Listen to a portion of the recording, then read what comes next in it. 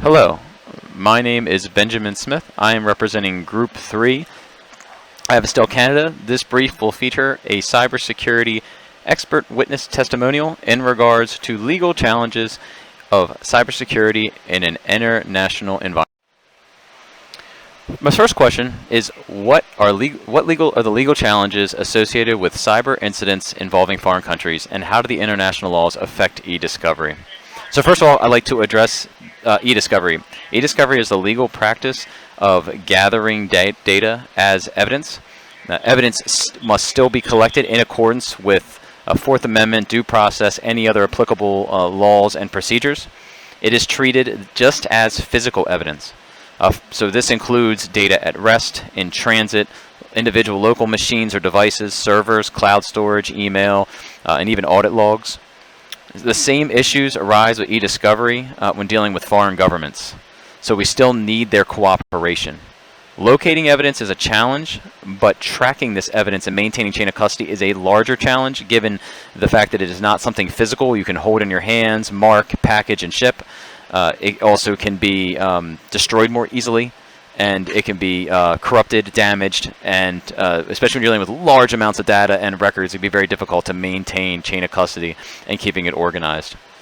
When it comes to legality among countries, it is important to remember that laws such as within the U.S. we have the Computer Fraud and Abuse Act and similar laws that manage cybersecurity. That apply in the U.S. do not intrinsically apply to foreign land. So laws change across borders, even though data is not restricted by borders for the most part, with a few exceptions, due to being in a global connected environment. Enforcement of most laws still requires that cooperation of a foreign nation or entity. And the issue is that the nation, if it doesn't honor extradition, if it has a very weak central authority, or it just has an adversarial relationship with the U.S. Lastly, it should be noted there are situations where a foreign government may actually support some procedure and some activity that violates U.S. law.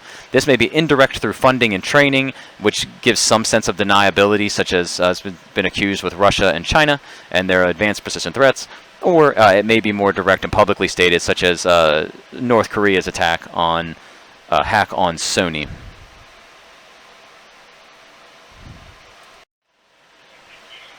Question 2.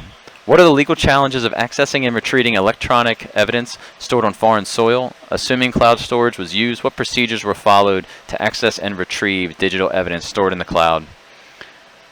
In relation to the cloud, access to audit logs is vital. Audit logs contain necessary data that includes all actions and activity that occur within a system network, or in this case, something related to a cloud, within cloud computing. Audit logs provide digital fingerprints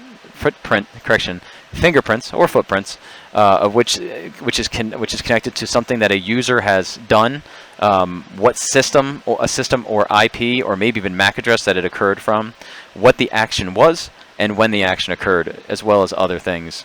The challenge with cloud computing is non-repudiation.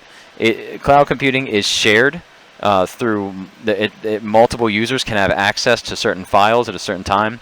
So non-repudiation is key because it is the act of removing deniability that the user committed the act, that they cannot deny that they committed the act. An example that most people would see would be digitally signing an email with some type of method of authentication that verifies that that's who sent it and when they sent it and that it was them. They can't say it was somebody else unless they could prove their credentials were compromised.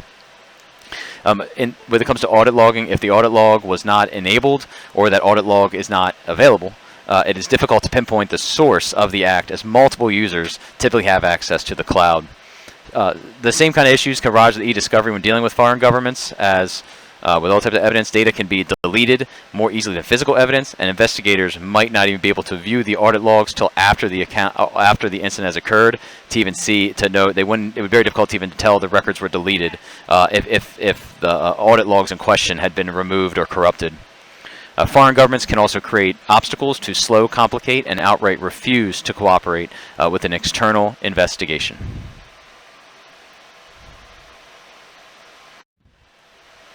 Question 3. Specific to the country that your team was assigned, how did international laws and jurisdiction influence the processes and procedures followed during the forensic investigation? So in this scenario, the scenarios addressed, our organization's incident response team was able to gain direct access to the logs in most circumstances and necessary data to conduct an investigation. So international law and jurisdiction had very little impact. However, in general, the best course of action is to establish and sign treaties and agreements with nations that you're likely to have issues with prior to incidents occurring. Otherwise, establishing treaties can be a lengthy process. The bureaucracy can be very slow. It is not ideal to try to develop them during the investigation phase. It will act as a distractor and an obstacle, and likely in lengthy delays.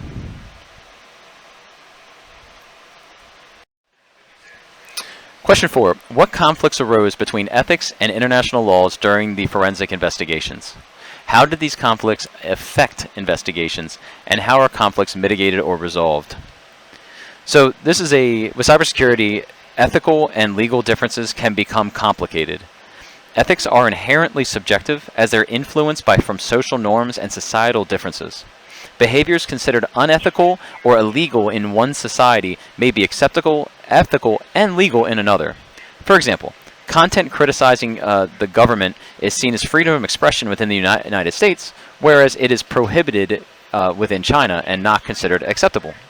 Conversely, the roles are reversed in regards to both of those nations' reviews on ownership and behavior within intellectual property.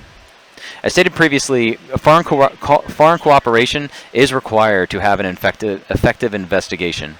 This presents an ethical dilemma between respecting sovereignty of a foreign government and its laws, even if it is obstructing an investigation. Therefore, for the U.S. to meet its intent, the nation would have to defy the foreign nation's laws. And outside of the cybersecurity world, as a good example, the raid to capture and kill Osama bin Laden presented a similar dilemma. Pakistan, the host nation, did not give permission to U.S. forces to operate within its borders, nor did the U.S. alert the Pakistani government of the operation until after it was complete. Had the United States requested permission, it would likely have been denied, and Osama bin Laden may have become aware of the attack prior to, likely prepared or fled as a result. In the Osama bin Laden operation, the U.S. government had accepted the risk of violating the Pakistani sovereignty in order to guarantee mission success. In general circumstances, when there's been attacks on critical infrastructure, I think it's the same type of situation where the U.S. should consider siding towards mission success in lieu of violating those nations' laws.